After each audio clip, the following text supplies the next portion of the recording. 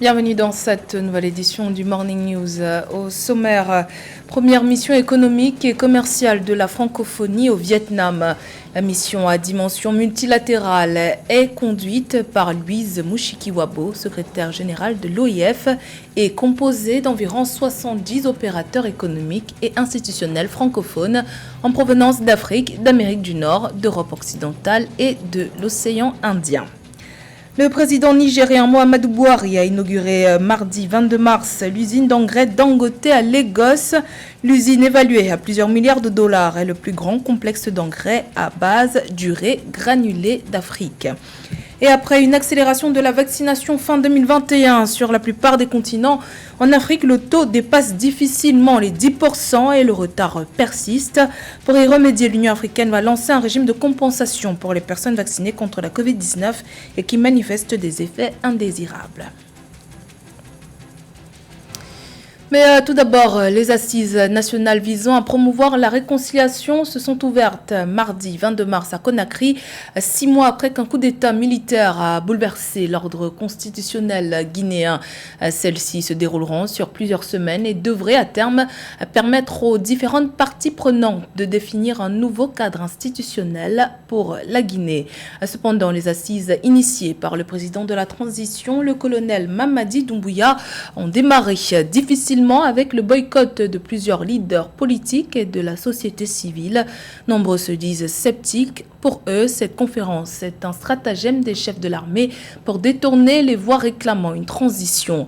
Notons que les chefs de l'armée n'ont toujours pas précisé de calendrier pour un retour au régime civil malgré la pression de la CEDEAO. La secrétaire générale de la francophonie, Louise Mushikiwabo, a présidé ce 22 mars l'ouverture des rencontres économiques entre les investisseurs, tout en saluant l'initiative qui reçoit un écho de la part des traders de la zone francophone. Louise Mushikiwabo a manifesté le désir de faire passer la francophonie à une vitesse supérieure. Pour cette dernière, les économies africaines en particulier doivent sortir des marchés connus pour en explorer de nouveaux. Le point sur cette cérémonie d'ouverture avec nos envoyés spéciaux au Vietnam, Viviane Baoken et Olivaris Laleye. Depuis ce lundi 22 mars, s'ouvre à Ho Chi Minh Ville la mission économique et commerciale de la francophonie. L'occasion pour 80 participants venus d'Amérique du Nord, d'Europe occidentale, de l'océan Indien, mais surtout de l'Afrique, de prospecter des marchés et de négocier avec plus de 500 opérateurs économiques asiatiques. Cette mission est conduite par Louise Mushikiwabo, secrétaire générale de l'Organisation internationale de la francophonie. L'institution est engagée pour accompagner les économies africaines vers la diversification des marchés. Louise Mushikiwabo s'est d'ailleurs exprimée à ce propos dans le cadre de l'ouverture des missions économiques et commerciales des affaires. Je vous propose de l'écouter. Ces missions économiques sont des missions où on fait ressortir du concret. Aujourd'hui, comme bien après ces missions économiques, nous voulons encore une fois, je le souligne, une relation. Pas une conférence, pas un forum d'affaires, mais une relation continue. Le programme des missions économiques et commerciales des affaires comprend des visites d'entreprise, des ateliers thématiques et des rencontres en B2B. Le marché est vaste en Asie du Sud-Est et le Gabon présent. À cette mission, comme de nombreux autres pays africains, ambitionnent de multiplier les partenariats gagnant-gagnant avec des investisseurs vietnamiens et cambodgiens. Les prochaines rencontres économiques de la francophonie auront lieu au Gabon en juin 2022 et le pays compte bien en tirer profit pour le développement de ses projets d'industrialisation. Au regard des enjeux économiques, sociaux et sanitaires, nous avons tout à gagner dans une coopération francophone transparente et constructive, aboutissant à la réalisation d'infrastructures de dernière génération, de co-investissement d'échanges renforcés et de développement de projets d'intérêt commun. Après l'étape de Ho Chi Minh Ville, poumon économique du Vietnam, les participants se retrouveront à Hanoi, siège de l'Organisation internationale de la francophonie dans le pays, et enfin à Phnom Penh, capitale du Cambodge. Depuis Ho Chi Minh Ville, capitale économique du Vietnam, Olivaris Laleye, Viviane Baoken pour Africa 24 Télévision. Le géant nigérian Dangote veut dynamiser la transformation agricole en Afrique. Ce 22 mars à Lagos, le président Muhammadu Buhari a inauguré l'usine d'engrais urée Dangote avec une capacité de production de 3 millions de tonnes métriques par an et un investissement estimé à 2,5 milliards de dollars. La nouvelle infrastructure contribuera à réduire la dépendance agricole du Nigeria, mais aussi de l'Afrique et contribuera à l'emploi des jeunes. Reportage de notre envoyé spécial à Lagos, Mindre Diamant. La plus grande usine de fabrication d'engrais en Afrique a été inaugurée ce 22 mars 2022 dans la zone industrielle d'Ibeju, l'Eki Lagos au Nigeria. Pour un coût de 2,5 milliards de dollars et couvrant une superficie de 500 hectares, Dangote Fertilizer Plant vient renforcer la politique de transformation agricole sur le continent. Cela aura beaucoup d'impact en termes de distribution d'engrais sur le continent. Il va être disponible. La qualité de l'engrais est excellente et nous aidons également à former les agriculteurs pour qu'ils sachent comment appliquer l'engrais. Si vous voulez cultiver du maïs, du sucre ou du riz, ce n'est pas le même mélange que vous utiliserez. Ce sont donc les choses que nous leur enseignons pour nous assurer qu'ils bénéficient de l'utilisation d'engrais. Le chef de l'État du Nigeria, Muhammadu Buhari, qui a inauguré cette usine de production d'engrais urée, tout en félicitant l'initiative, indique sa capacité à réduire significativement la dépendance agricole du Nigeria et de l'Afrique pour garantir l'autosuffisance et la sécurité alimentaire grâce à des meilleurs rendements agricoles. Cette usine d'engrais devrait stimuler la volonté de notre administration d'atteindre l'autosuffisance dans la production alimentaire du pays. Je félicite l'ensemble du conseil d'administration et de la direction de Dangote Industries Limited pour leur initiative commerciale dans la construction de cette usine afin de réduire notre dépendance à l'importation d'engrais, de créer des emplois à grande échelle, d'augmenter l'afflux de devises et d'accélérer la croissance économique.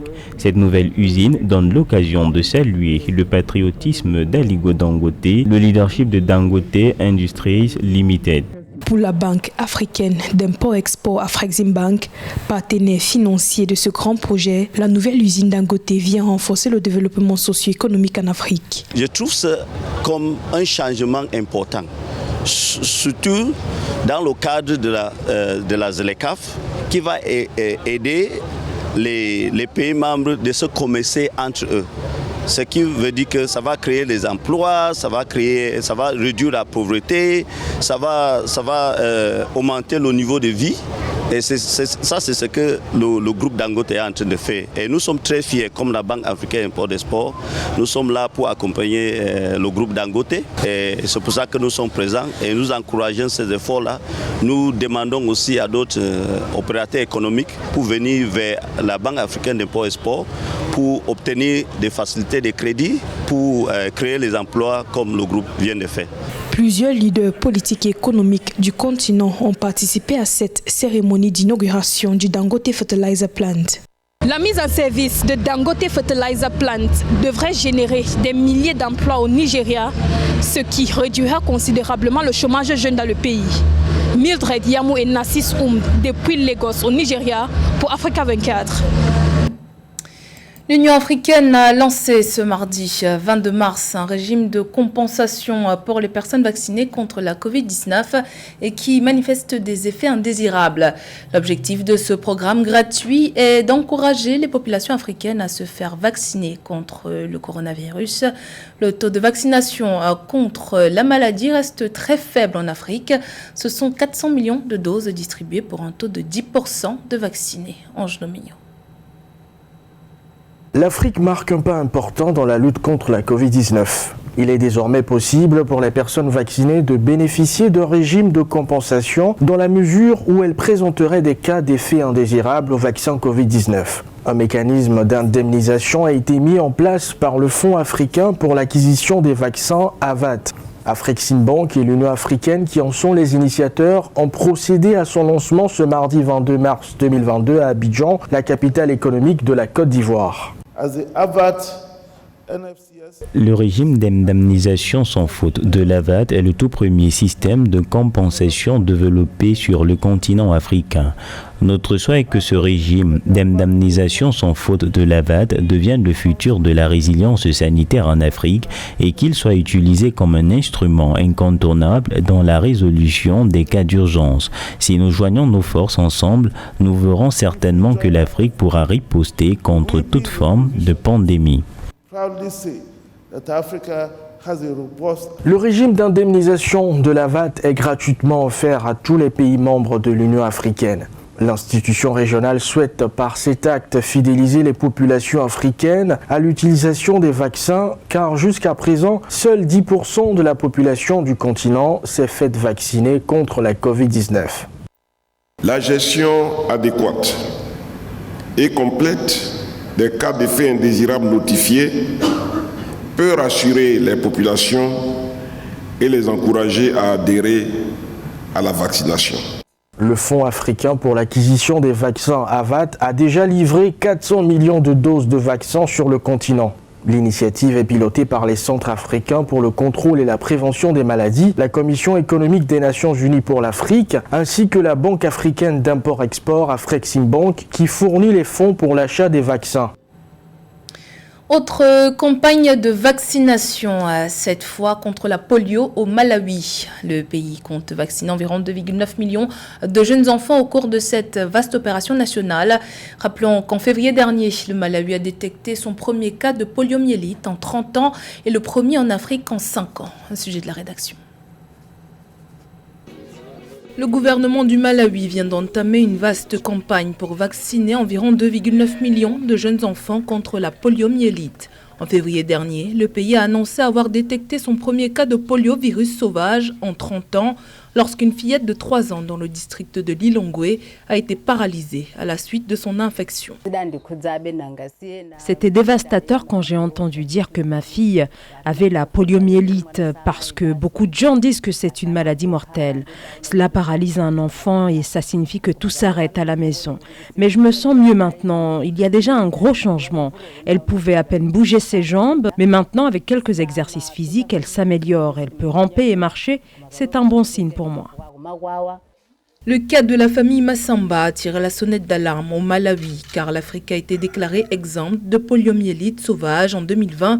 Et il n'y a que 2 pays au monde où elle reste endémique, l'Afghanistan et le Pakistan, même si ce dernier n'a connu aucun cas depuis janvier 2022.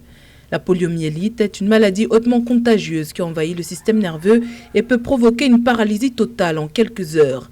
Bien qu'il n'y ait pas de remède, il peut être prévenu par un vaccin. L'UNICEF Malawi a annoncé l'achat et la distribution de 6,9 millions de doses de vaccins anti-poliomyélitiques pour les enfants, tous âgés de moins de 5 ans. Chaque enfant au Malawi doit rester en sécurité. Mais je pense aussi qu'il est très important qu'en tant que pays, nous essayons de faire de notre mieux pour maintenir notre statut sans poliomyélite. Nous devons vacciner tous les enfants. La poliomyélite est une maladie que nous sommes sur le point d'éradiquer. Donc si nous ne l'éradiquons pas et ne l'attaquons pas ici au Malawi, cela aura un impact dans les pays voisins. Dans les districts voisins du Mozambique, de la Zambie et de la Tanzanie, il y aura des campagnes contre la poliomyélite. Cette campagne de vaccination sera en effet élargie à partir de ce jeudi 24 mars pour inclure les pays voisins du Mozambique, de la Tanzanie et de la Zambie. 3 autres séries de vaccinations suivront dans les mois à venir dans le but d'atteindre plus de 20 millions d'enfants. Dans l'actualité sportive, 6 ans après, la Côte d'Ivoire va à nouveau affronter la France, championne du monde, en match amical ce vendredi 25 mars à Marseille. Les Bleus n'ont plus affronté de nation africaine depuis le 15 novembre 2016 et c'était face aux éléphants de Côte d'Ivoire.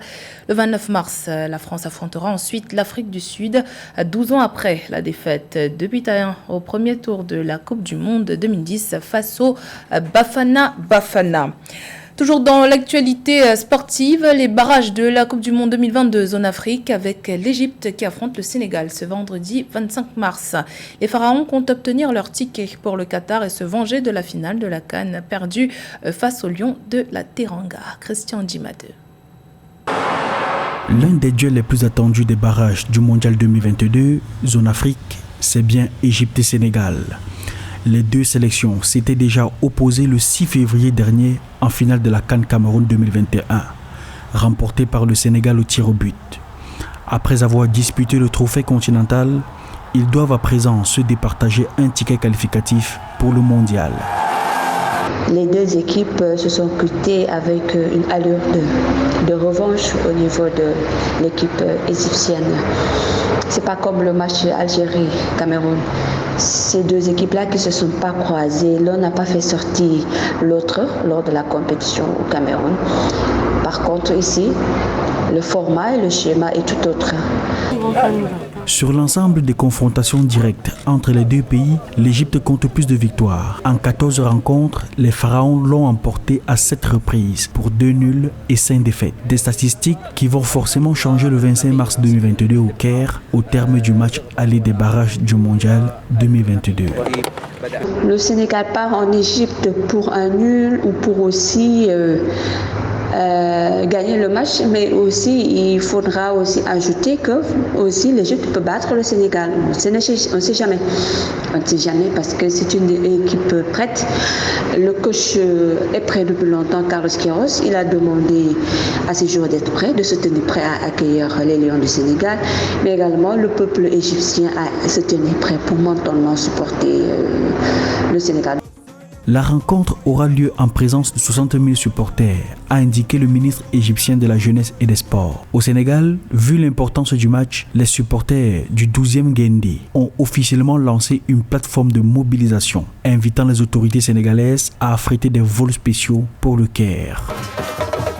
C'était le journal de la rédaction. Merci pour votre fidélité. Dans un instant, une nouvelle édition de l'actualité sur Africa 24.